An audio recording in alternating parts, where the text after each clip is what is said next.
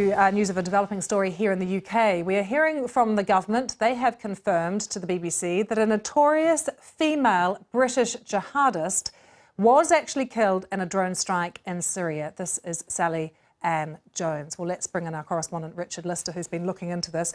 What's the government actually said about how she was killed, Richard?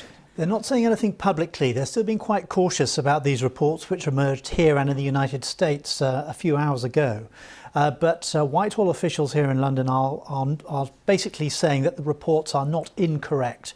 I think what the concern is that it's impossible to prove definitively one way or another whether or not Sally Ann Jones and indeed her 12-year-old son, who's also thought to have been killed in this drone strike in IS-controlled territory back in June, whether they are definitively dead, because without recovering the bodies, doing DNA tests and so on, it's impossible to say conclusively whether or not they have in fact been killed. She became quite a powerful propaganda tool for Islamic State. Tell us about her and what she's done, Richard. She did become a very powerful propaganda tool for the so-called Islamic State.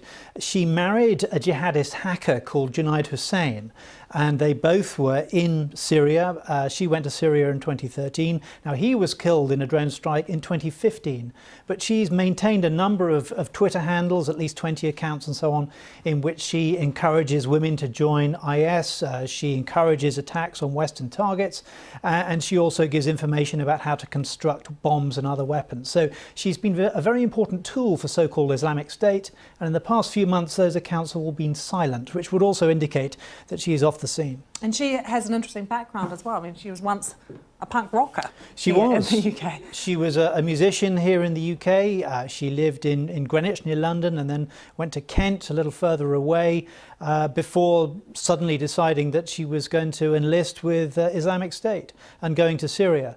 Of course, any Western recruit for IS is a valuable propaganda tool, and the fact that she used this knowledge of social media made her even more so. OK, Richard, thanks so much.